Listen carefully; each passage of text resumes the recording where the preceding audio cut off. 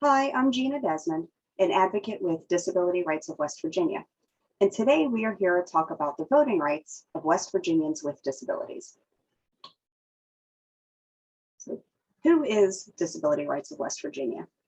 Disability Rights of West Virginia is West Virginia's federally mandated protection and advocacy system for people with disabilities in West Virginia. We are a private, nonprofit agency. Our services are confidential and free of charge.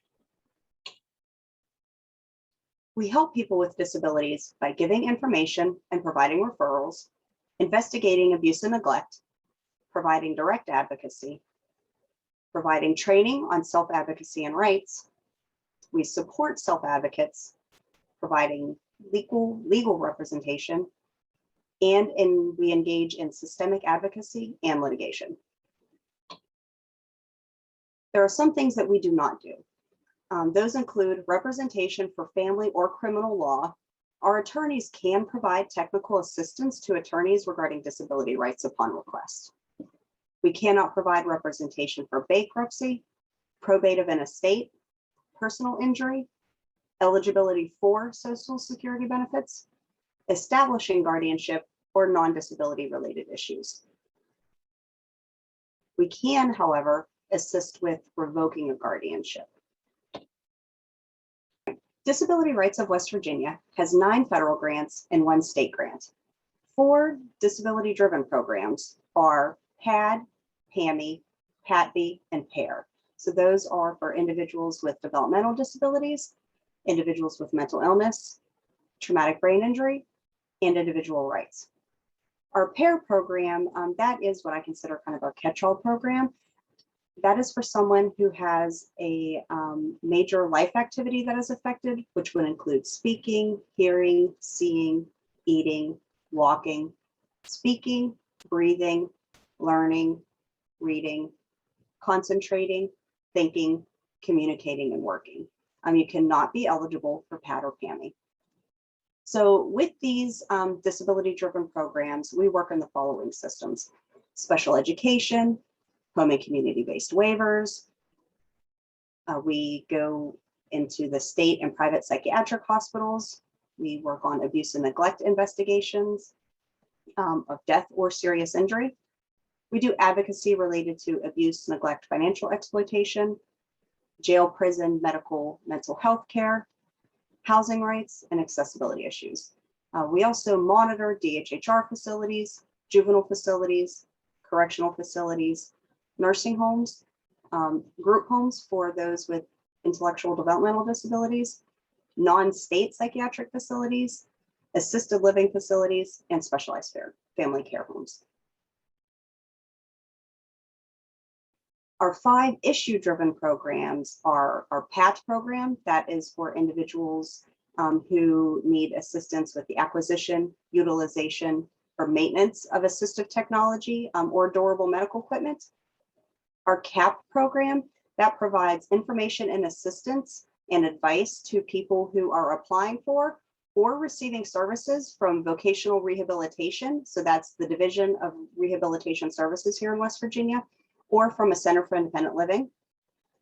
Our PABS grant, that provides advocacy and other services to individuals who receive Social Security, who wish to obtain, regain, or advance in employment, or they want to work but are receiving Social Security benefits.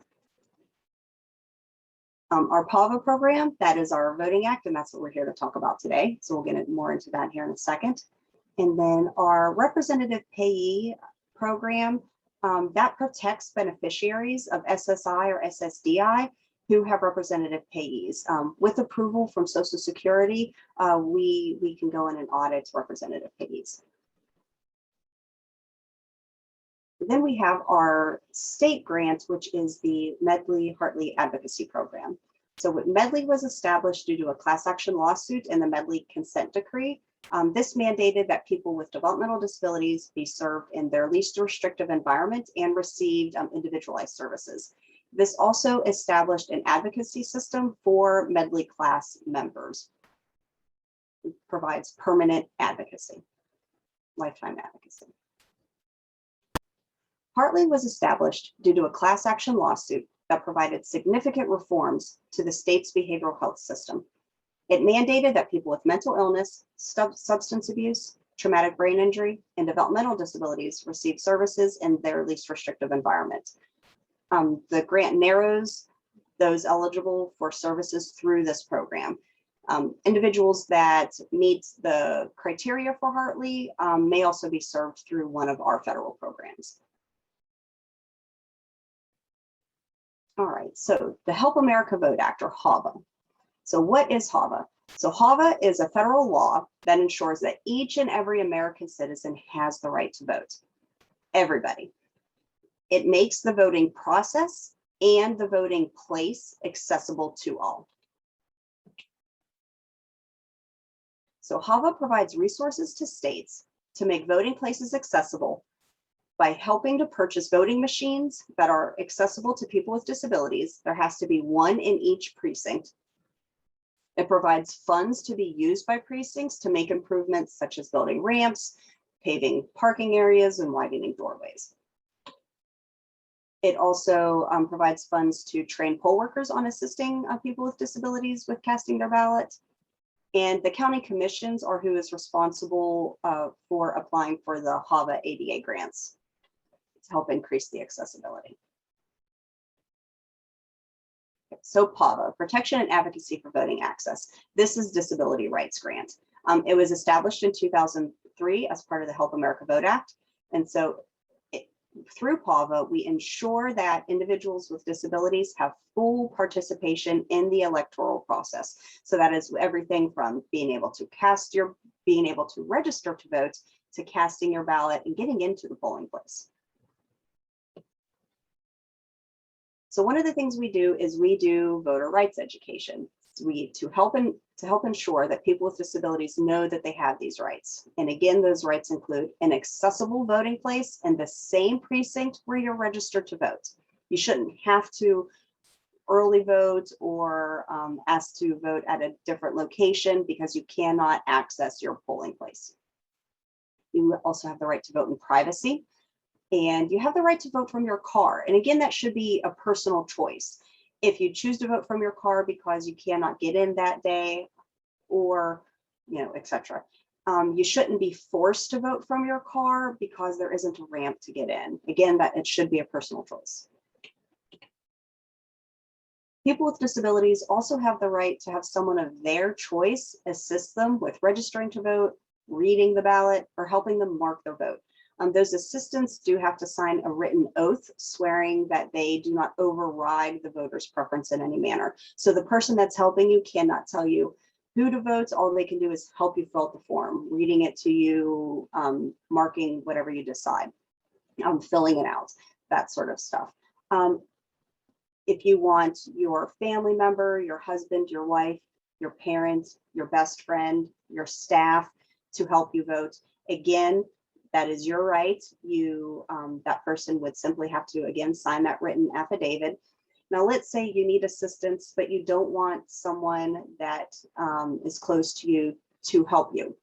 Maybe you don't want them to know how you vote.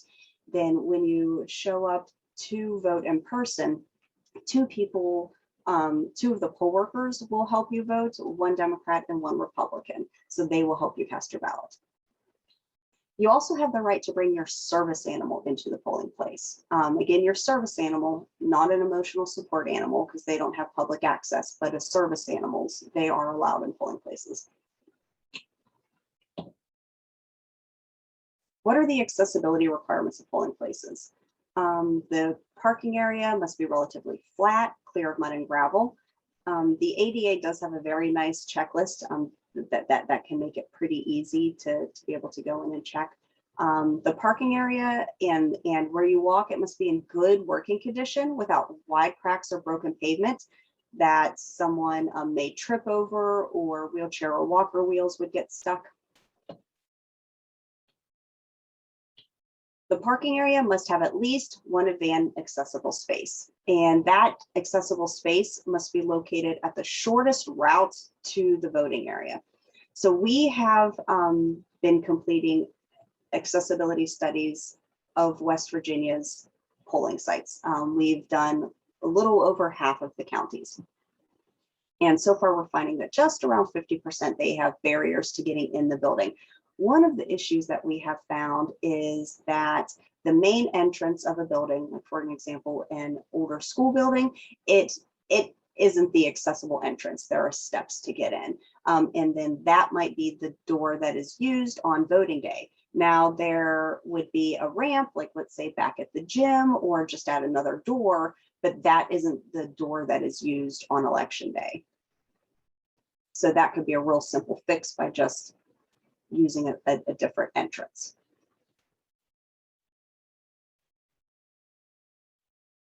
And again, the route for the polling place must be free of obstructions for people with visual impairments. So not putting signs in the middle of the hallway, or you have to watch for signs that hang from up above, you know, that somebody could walk into. The doors and the doors must have hardware that is usable with one hand and operated with a closed fist. So basically no pinching or grabbing, no twisting. And again, an easy solution for that on election day would be to prop the door open or to assign somebody there to open the door. And of course, you could replace the door hardware. So what is the accessibility requirements of the voting machines themselves? The voting room must have adequate turning space at the voting machine. So there must be space to move or walk in between for somebody who needs to sit or uses a wheelchair to have room to be there. HAVA also requires that each polling site have at least one accessible electronic voting machine. So even if your county still votes by paper, there needs to be at least one electronic machine there. You may have to ask to use it, but it needs to be there and it needs to be on. And one thing that's important is that I know at my polling sites, a lot of the machines are set up for people to walk up to. So they are set up at the height for you to walk up to it. There also needs to be at least one machine that is set up at the correct height for somebody who, again, would need to sit or use a wheelchair. The machines must allow individuals with disabilities to have access to vote by using voice output, software controls for individuals with visual impairments. So you should be able to plug in a headset and the machine will read it to you. It should also have large controls for individuals who have dexterity issues. And the poll workers must be trained on how to use the machines. One time, this was about 10 years ago, I was doing a voting rights training and a lady told me that she needed to use, she requested to use the electronic voting machine, and the poll clerk or the poll worker didn't know how to turn it on. So she had to show them how to turn it on. Now, again, this was 10 years ago and things are much different now, but it's very important that they must be trained on how to use the machines, because they can also blow up the font, increase the font size. You can turn the screens off. There's just a lot of different things that these machines can do. You can call the county clerk's office before election day, and I would suggest that this be done well before the election, but you can request to practice using the machines, and then the machines are set up to vote for things like your favorite ice cream, that sort of stuff. There was a county a couple years ago that actually put one of their voting machines, they set it up in the local library for people to come in and be able to practice. So that's definitely a request you can make. But again, I wouldn't request that the day before the election. It should be done well in advance. If there are self-advocacy groups, I think that would be a good idea for a self-advocacy group. All right, so absentee and provisional voting. If a person is registered to vote in West Virginia, they have the right to vote by a provisional or absentee ballot. So a provisional ballot is used when a voter's right to request a ballot has been challenged by the poll clerk. So this can be your name is not on their voting list. You know, maybe you accidentally came to the wrong precinct, your precinct changed, or the person forgot their identification. So you have the right, again, to request to vote provisional. So then what happens is the provisional ballots are set aside, and then the county commission reviews them. So when if the county commission finds that the challenge was unfounded, they'll make sure that you are registered to vote. They'll make sure that you didn't vote, like vote early and then show up later, or vote in another precinct, that sort of stuff. After the county commission reviews it, if they find that the challenge was unfounded, then the vote is counted and tallied with all of the regular ballots that were cast during the election. And there is a website on the Secretary of State's website where you can track your provisional ballot. You simply need to put in your first name, last name, and date of birth. It looks very similar to absentee voting, which I will show you here in a moment.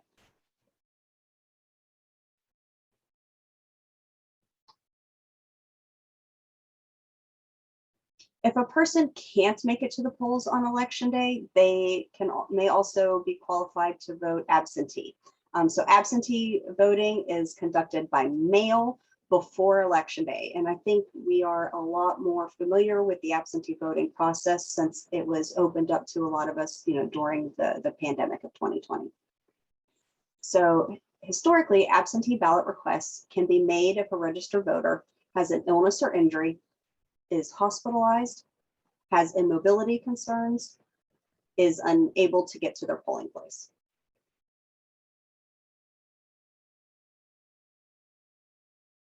Okay, so let's say you're eligible to vote by an absentee ballot. When and where can you apply? For statewide primary elections, you can begin January 1st of that election year. For statewide general elections, no sooner than 84 days before the election. But it is really important that your county clerk, they must receive that application no later than 6 days before. And that is, they have to have it in hand. So that doesn't include postmark. You need to make sure that they have that application 6 days beforehand. So unless you apply to be on a permanent absentee list, you must apply before each election. And again, individuals you can obtain an absentee ballot by contacting your county clerk. And again, just because it really is important, applications to vote absentee must be received 6 days before the election. And if you have difficulty or cannot sign your name, you can make a mark and have a witness sign the application in the ballot. Let's say you broke your hand, so now you can't use your hand, or yeah. So beginning in August 2020, requests for absentee ballots can now be made online at govotewv.com. Let me show you this website. So here is govotewv.com, and it just simply redirects you to West Virginia's Secretary of State's website. But on here, there's all of your online voter tools. If you want to register to vote or update your voter registration, frequently asked questions, it's information on voter forms, how to request an absentee ballot, all kinds of information on here, voters with disabilities.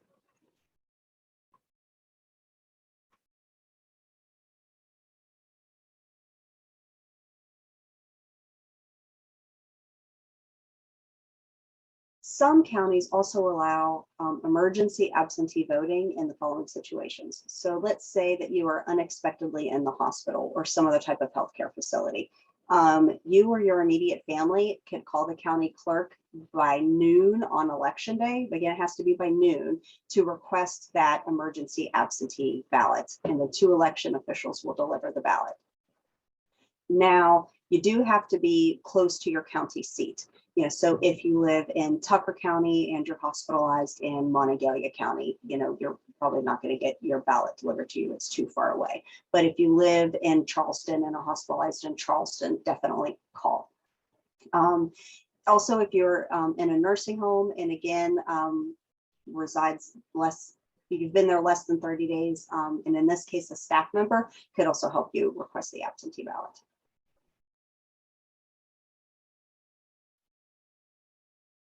So the status of the absentee ballots can be, you can track that by calling the Secretary of State's office or emailing them, and you can also do that online. And now I'll show you that as well. So this is the absentee ballot tracking website. The provisional ballot one looks just the same. It says provisional ballot. And all that you would do here is you would simply put in your first name, your last name, and your birthday, and then hit submit.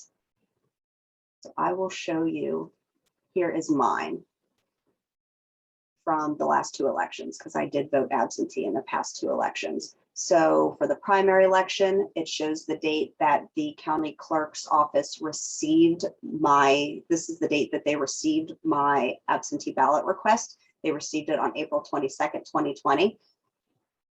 On April 24th, they mailed me my ballot. And then on June 5th, they received my ballot back by mail. Now my husband, he hand delivered his, and his, if you track him in the system, it actually has the date, I believe it was for the general election, but it says hand delivered instead of received by mail. So, but this is how you can track it to make sure that the county clerk received your request, and then you can find out the day that they mailed it and then the day that they received it back in the mail.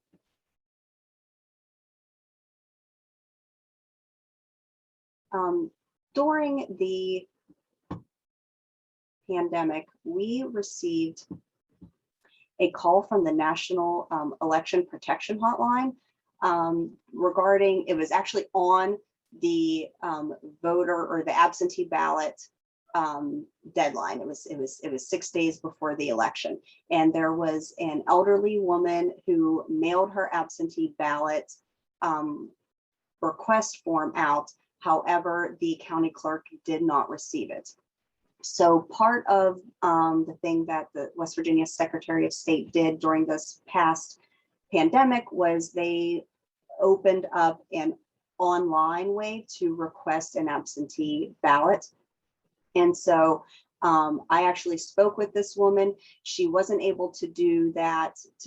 Her internet was out at home, so she wasn't able to go online and fill it out for herself. And she didn't have any way to get to the county clerk's office that day, didn't have, and none of her family was available because of work. They weren't able to help her get her absentee ballot request to the county clerk's office, like in person. So one of the things that I was able to do was I then helped her through West Virginia's online system request the absentee ballot. And then I went in and signed the affidavit declaration saying that Disability Rights of West Virginia assisted her as her internet was out. She was unable to travel, and she wanted to make sure her absentee ballot request was received in time. So I helped her fill out the information online and then submitted it. And then I waited maybe a half hour or an hour, and then I called the county clerk's office and verified that they received it, which they did. So she was able to cast her ballot, successfully. We never heard back from her, so hopefully it all went pretty well. But these are the types of things that we can help with. We've also assisted people with finding rides. Can't always guarantee, but we have helped people find rides to the polling place before, and helped people register to vote, request absentee ballots, that sort of stuff. Okay. So electronic absentee voting for persons with physical disabilities. On February 3rd, 2020, Governor Jim Justice signed Senate Bill 94 into law, which expanded who is eligible to vote using electronic absentee ballots. The system was previously accessible to those that are to West Virginians who are overseas in the military. And so this bill expanded that, permitting people with certain disabilities to vote using a computer, phone, tablet, etc. So who is eligible for electronic absentee voting? Registered voters who cannot make it to the polling place due to a physical disability and cannot vote a paper ballot without assistance due to a physical disability. You can download the absentee ballot application at govotewv.com, and it's important that you check for B if you want an electronic absentee ballot. So here's the form. And it is, let's see if I can make this a little bigger. But this is the West Virginia electronic absentee ballot application. And this is the paper version, but the same questions are online. If you want the electronic absentee ballot, you must choose for B. And it says, I am applying for an electronic absentee ballot due to a physical disability that prevents me from voting in person and from voting a paper ballot without assistance. And if it's selected, it is very important that you put your email address there. If you do not put an email address, then you won't be able to vote by the electronic absentee ballot. I'll go over that process here.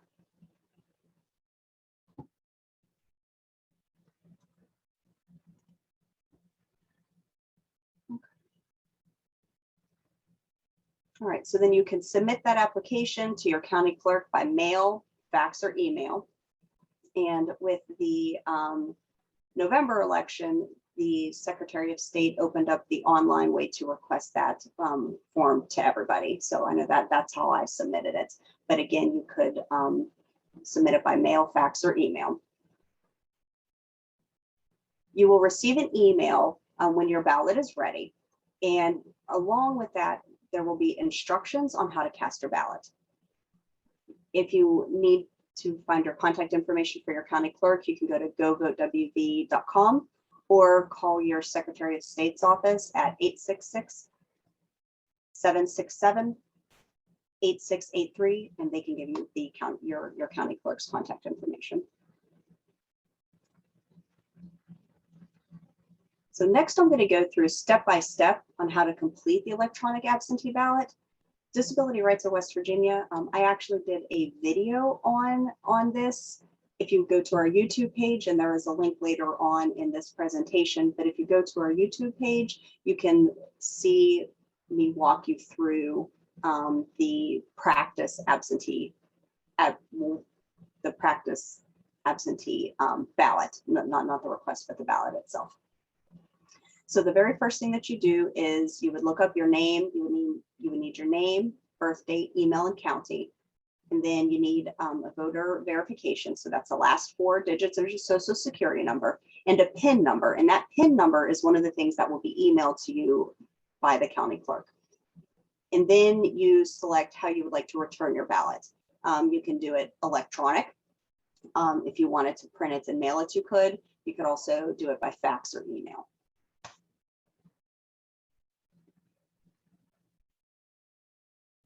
So to mark your ballots, again, you would just click on the check box. To unmark it, you would just click the box again. You can still do write-ins here, and it does give you warnings if, like, let's say there are certain things, like, for example, that you can vote, this says not, you can vote for up to 5. And if, let's say, you only chose 3, there'll be a warning that comes up that will tell you that you can vote for 2 more. Again, you don't have to, and it will also warn you if you don't cast a ballot in a certain area, because you don't have to vote for everything. If you just wanted to go in and you just wanted to vote for your local levy and you didn't want to vote for anything else, that's your right, you can do that.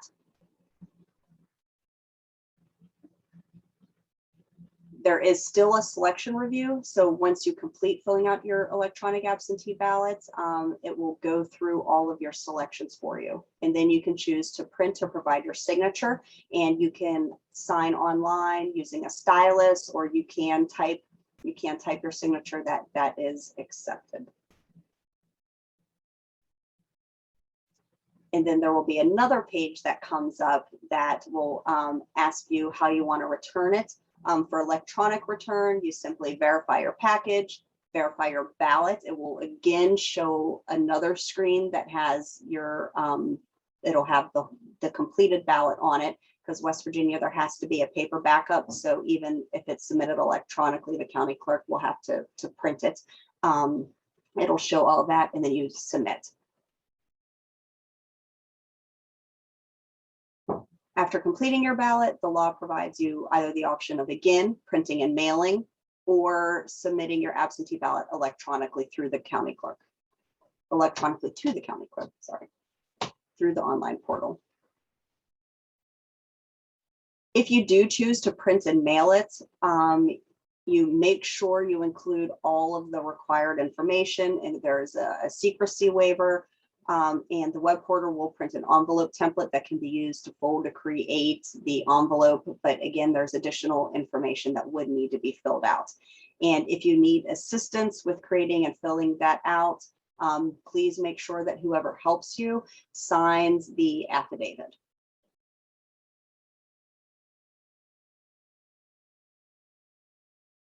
And if you choose to submit your electronic ballot electronically, you simply select the appropriate submission option.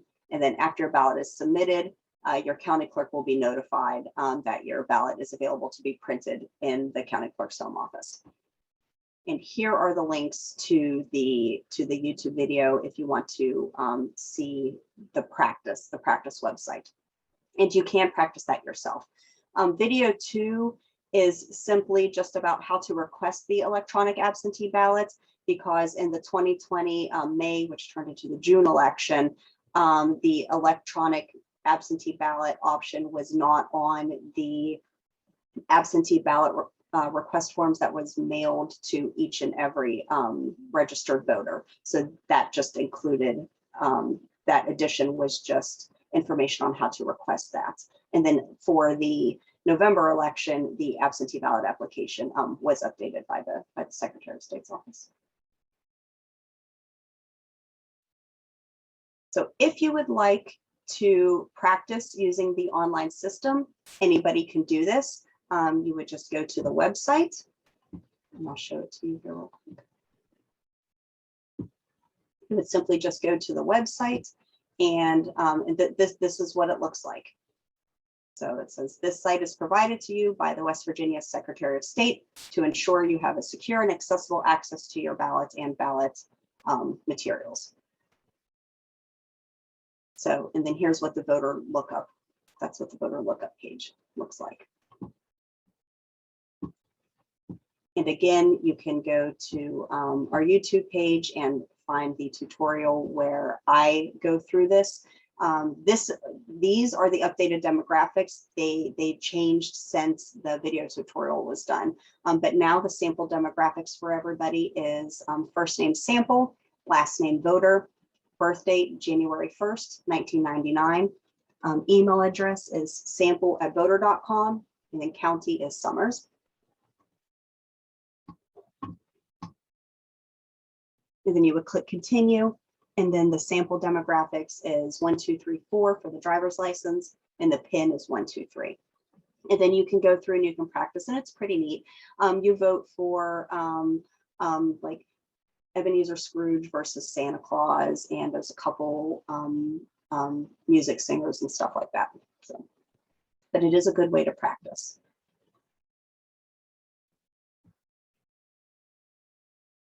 Oh, before I move on to guardianship and voting, one of the things that Disability Rights did was we worked with the West Virginia affiliation of the National Federation of the Blind and the Secretary of State's office to help make sure that the electronic absentee ballot system was accessible to everybody. Because at first, when it was opened, the online system itself was accessible, but you had to fill out a paper form to request that, which somebody who has a visual impairment cannot do independently. Which that would make their ballot not private. So in order to create a secure private system, again, we worked with the National Federation of the Blind and the Secretary of State's office, and then Democracy Live, the web developer, to develop an online way to request that absentee ballot. So it was a really great collaboration. All right, so guardianship and voting.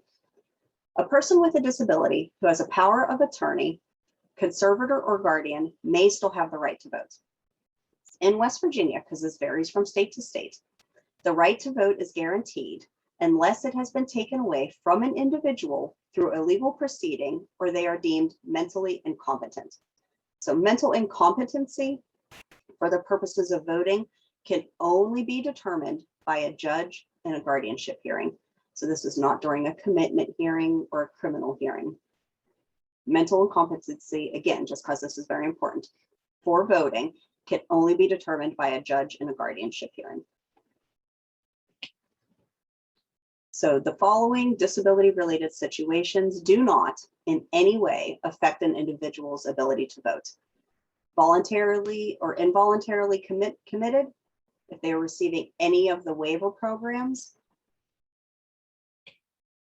if they have SSI or SSDI, a living will, have a payee or some sort of surrogate decision maker, again, none of that matters. We can review guardianship orders. That's one of the services that we can provide. If somebody has a guardian and they question whether or not they retained or kept the right to vote, our staff attorneys can look at them free of charge. In most of the ones, the cases that I have been involved in, the guardianship order will state that a person needs a guardian due to a mental impairment, and mental impairment is different from mental incompetency. But again, if you or a loved one has a guardian and you want to know if you've kept the right to vote, give us a call and we will have one of our staff attorneys look at your guardianship order and let you know.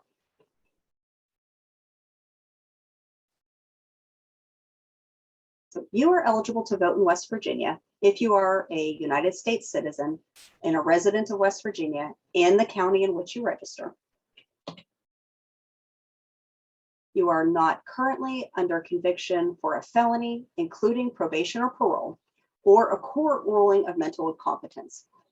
Voting rights are restored when the term of conviction ends. So again, this is only a felony conviction. So if you are in jail for a misdemeanor or out of jail for a misdemeanor, you never lost the right to vote. You kept the right to vote the whole time.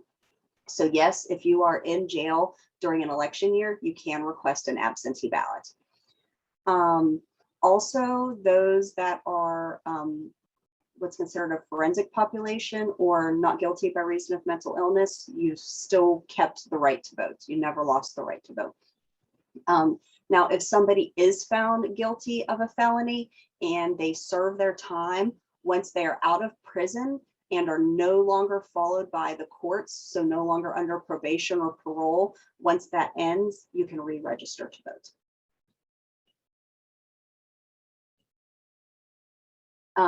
You must be at least 17 years old and 18 before the next general election.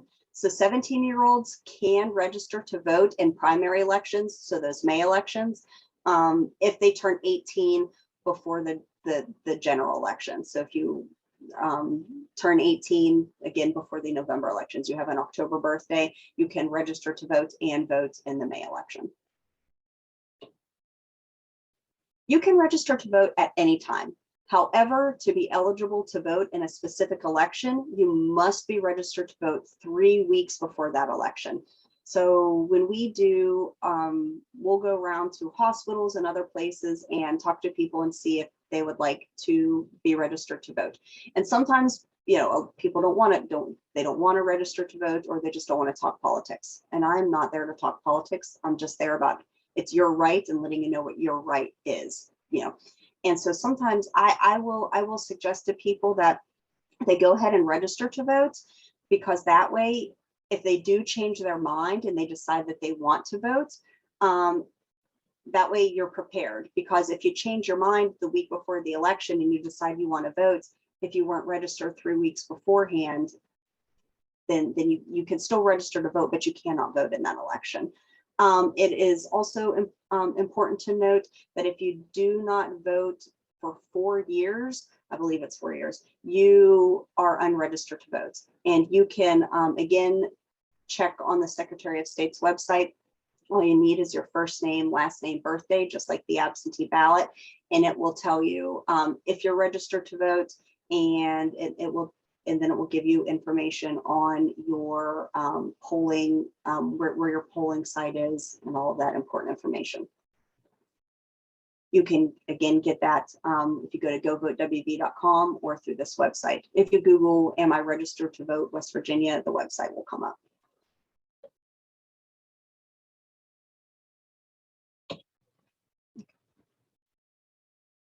So how do I register to vote? If you're a West Virginia resident, it's easy. You can register to vote in person at your local county clerk's office at any time. You can also register to vote online, but you do need a driver's license or a state issued ID to register to vote online. And that's because they need your signature. So if you have a state issued ID or a driver's license, you can register to vote online. You can also register to vote by mail. You can get the form on govotewv.com. You can call your county clerk or the Secretary of State's office and they can mail you one. You can go to the DMV, they have the Motor Voter program, but you make sure that you return your voter registration form to your county clerk's office. And you want to make sure that you bring proof of your physical address. So a current valid photo ID, utility bill, bank statement, government check, something that shows your current name and address. If you don't have proof of your address, that is okay. You can still register to vote. The process just takes a little bit longer. I do this fairly frequently. I just did it last month. There was an individual that I work with frequently who moved from one hospital to another hospital, and he wanted to update his voter registration to his new address. So what you do is, I had him fill out the form. He filled out the updated voter registration form, and we included that he was previously registered in a different county, listed the address on there where he was previously registered to vote, and mailed it to his new county clerk's office. Now, again, he didn't have proof of his new physical address. So what the county clerks then do is they mail a card to the address that is listed on the voter registration form. And then they wait a couple weeks. When that card is not sent back to the county clerk, marked as return to sender, address unknown, invalid address, that then validates, confirms your address as proof. And they then register you to vote, and you're mailed your voter registration card. Okay. So again, you can use a shelter or a Center for Independent Living or some other service provider as your address as well. Just talk with them, before you do that. So again, now, and then now you also have an ID to take with you to vote in person. Okay, but again, this process does take a little longer than the 3 weeks. Okay, so voter identification. Beginning on January 18th, 2018, in West Virginia, voters must show a form of identification to vote in person during early voting periods or on election day. Any ID that is shown, it must be valid and not expired. And this new law does not apply to absentee by mail voting. So acceptable forms of non-photo IDs. So they don't all have to be photo identification. You can bring your voter registration card. And we just talked about a way to get a voter registration card, which is now your identification. You can bring your Medicare or Social Security card, birth certificate, SNAP card, your hunting or fishing license, your TANF card, your Medicaid. You can also bring a bank or debit card, but again, it can't be expired, so make sure it's valid. A utility bill or bank statement that's within 6 months, again, to show that address, or your health insurance card. Those are all valid forms of non-photo ID here in West Virginia for voting. And then, of course, we have acceptable forms of photo ID, and that can be your driver's license or state issued ID card, your passport, your military ID, government employee ID card, a student ID, your concealed carry permit, or your concealed, your concealed carry permit. So there are 3 exceptions to the new voter ID requirements. So let's say you go to vote in person and you forgot your wallet at home. You don't have any of your identification forms with you. So 1, if there is somebody with you, so let's say my husband and I went to go vote together, he could if he has to have his identification, but if he has his, he could sign a sworn affidavit saying that he has known me for longer than 6 months and that I am who I say I am. So that's the first exception. If you forget it, but you have somebody with you that knows you and they have their ID, they can say, yes, this is Regina Desmond. The second exception is if the poll worker knows you. So if you go in and you know the poll worker because you've been neighbors forever, you go to church together, you know, etc., they can again say that I am who I say I am and permit you to vote. So then the third exception is if you are a resident of a state care facility. So you don't have to show ID if the voter is a resident of that care facility and that care facility is the polling location. So then you don't have to show ID there. All right, so what if a voter shows up to vote and doesn't have an ID and doesn't fall under any of the exceptions? So you show up to vote and let's say it's, you know, polling, it's close to the end of the day and you don't have time to go home to get your ID and come back. You don't have anybody with you. Nobody there knows you. Vote provisionally, okay? Before canvass, the provisional ballot signature is compared to your registration signature. If the signatures match and you didn't vote, again, they'll check to make sure you didn't vote early, then the, or absentee, then your ballot will be counted. So make sure you vote provisionally. So during a voting rights training I did a couple months ago, I learned of a husband-wife that experienced one of these issues. So she had her identification, but her husband forgot his. They went to go vote and were told to go home. They were not offered this exception. So I know during the training, she said what would have taken like a 30-minute time to vote ended up turning into hours because then both of them left, went home, got his identification, came back, and luckily they had time, came back, waited in line, and then voted. So, and this was during, I don't remember if it was during the primary or the general election, but it was the 2020 election. So this was recent. So there were two things that could have happened. Well, one, we were lucky they had time to do that. So it did, it worked out. But they could have, one, he could have been offered a provisional ballot, or two, she could have offered to sign the affidavit saying, and she had, again, she had her identification saying that he was who he said he was. And then, yeah, so those were the two options that could have happened. And again, please let us know, please give Disability Rights of West Virginia a call if you have any questions or concerns, because we can't work with county clerks and fix issues and prevent them from happening in the future and make the process smoother if we don't know what's going on. So what do you do if your polling place is not accessible or you've experienced issues? Again, the big thing is vote. If you can't get into your polling place, you know, by all means, vote in your car or vote provisionally. But call us if you wanted to get in that polling place and there wasn't a way for you to get in. Call us and let us know. You can also call the Secretary of State's office, the county clerk themselves, or the Department of Justice. Again, the idea is really just to break down the barriers and get everybody that has the right to vote, you know, to access the vote. The county commissions are responsible to assure that all of their constituents have the uninhibited right to vote as identified and set forth under the Help America Vote Act. And we all should work together to make sure that this is completed.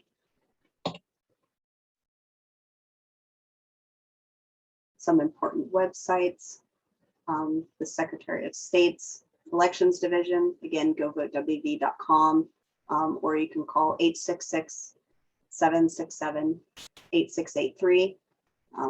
You can contact the Department of Justice at 1-800-253-3931.